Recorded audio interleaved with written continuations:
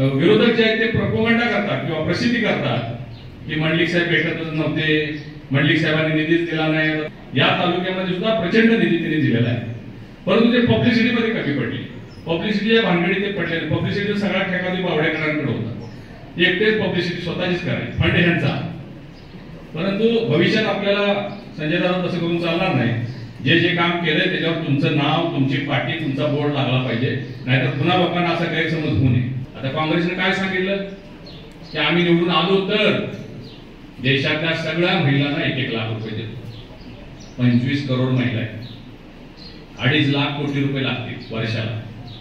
म्हणजे आपल्या महाराष्ट्राचं बजेट आहे की नाही तेवढं, आणि 5 वर्षाचा हिशोब केला तर 12.5 लाख कोटी. शक्य आहे का?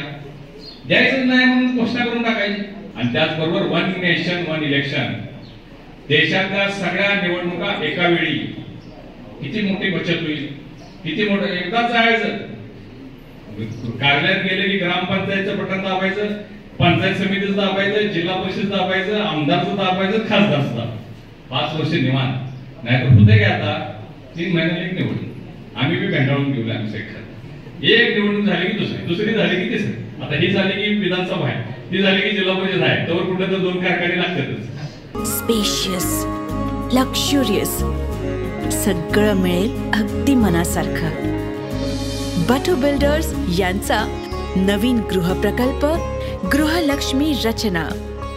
म्हणून आपण हे विचार केला पाहिजे की ते एकीकडे भ्रष्टाचारी सरकार आणि एकीकडे विकासात्मक काम करणार सरकार. देशामध्ये अनेक मोठमोठे प्रकल्प होत आहेत. अनेक गोष्टी या 10 वर्षामध्ये अशा घडल्या ज्याचा आपल्याला अभिमान वाटतो. चंद्रयान, ज्यावेळी आपलं लँडर चंद्रयानवर पोहोचलं, आपल्या सगळ्यांना अभिमान वाटला. जगात कुणाला जमलं नाही ते भारताने करून दाखवलं. सूर्ययान, आदित्य L1 आता ते सूर्यकक्षेमध्ये गेलं.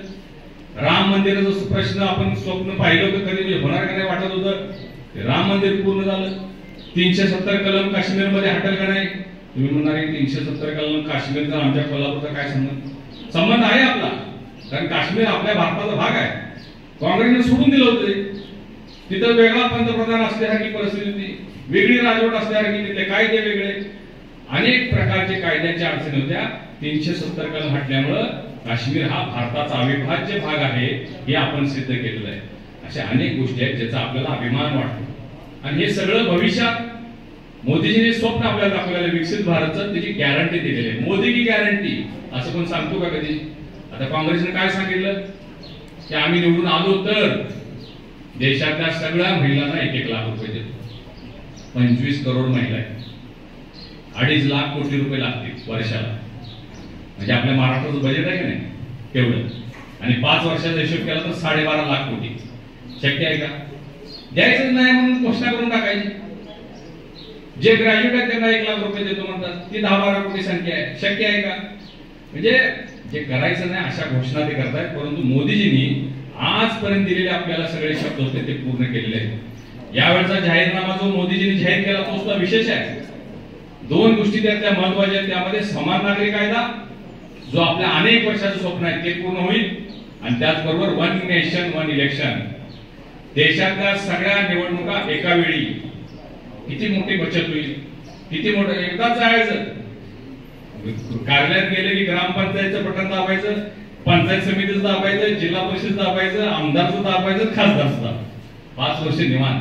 नाही तर होते का आता 3 महिन्याला एक निवडणूक. आम्ही बी भेंडाळून घेऊया. आमचं एक निवडणूक झाली की दुसरी झाली की तिसरी. आता ही झाली की विधानसभा आहे, ती झाली की जिल्हा परिषद आहे, तर कुठे तर 2 कारखाने लागतातच. तर 1 नेशन 1 इलेक्शन सुद्धा सर्व दृष्टिकोनातून आपल्या सगळ्या नागरिकांच्या सोयीसाठी खूप चांगली योजना होणार आहे. अशा अनेक बाबी पूर्ण करण्याच्या दृष्टिकोनातून पुन्हा एकदा मोदीजी पंतप्रधान झाले पाहिजे. त्यासाठी आपला आशीर्वाद मंडलिक साहेबांच्या पाठीशी असावा. त्यांना त्यांच्या घरातून बाळकडू राजकारणाचं मिळालेलं आहे, समाजकारणाचं मिळालेलं आहे. ते स्वतः प्राध्यापक आहेत, उच्च शिक्षित आहेत आणि चांगलं काम केलेलं आहे. खरं म्हणजे ते विरोधक जे आहेत ते प्रोपोगंडा करतात किंवा प्रसिद्धी करतात की मंडलिक साहेब भेटतच नव्हते, मंडलिक साहेबांनी निधीच दिला नाही, ते भाषणात बोलले नाही. या तालुक्यामध्ये सुद्धा प्रचंड निधी त्यांनी दिलेला आहे, परंतु ते पब्लिसिटीमध्ये कमी पडली. पब्लिसिटीच्या भानगडीत ते पडले. पब्लिसिटी सगळा ठेका बावडेकरांकडे होता. एकटेच पब्लिसिटी स्वतःचीच करायची, फंड ह्यांचा. परंतु भविष्यात आपल्याला संजय दादा तसं करून चालणार नाही. जे जे काम केलंय त्याच्यावर तुमचं नाव, तुमची पाठी, तुमचा बोर्ड लागला पाहिजे, नाहीतर पुन्हा लोकांना असा गैरसमज होऊ नये. तर भविष्यात आपण ते सगळं करूया. मी आपल्याला एवढीच विनंती करतो की आता तुमच्या आमच्या विचाराचं सरकार आहे, राज्यात आपलं आहे, केंद्रात आहे. जे मागल ते पाहिजे तसा विकास निधी देण्याचं काम हे सरकार करतंय. आमदार तुमचे आहेत. या तालुक्यात तर मला वाटतंय KP पाटील साहेब आपल्यासोबत आहेत, आंबेडकर साहेब आपल्यासोबत आहेत. 70% 80% गाव व्हायला काय हरकत नाही सर. जरासं त्या पद्धतीनं प्लॅनिंग आमदार साहेब आपण काढायला पाहिजे. आमची मंडळी याबरोबर आपल्यासोबत आहे. तर ताकदीनं जर आपण केलं तर यामध्ये त्यांचा बूथ सुद्धा लागणार नाही अशी परिस्थिती बऱ्याच गावांमध्ये होऊ शकते. तर त्यासाठी आपण सगळ्यांनी आम्हाला साथ द्यावी, मंडलिक साहेबांना आशीर्वाद द्यावे. धनुष्यबाण चिन्ह आहे, धनुष्यबाणाचा प्रचार प्रसार आपण करावा. व्हिडिओ विनंती करतो आणि थांबतो. अशाच नवनवीन अपडेट पाहण्यासाठी आमच्या KK न्यूज चॅनेलला सबस्क्राईब करा.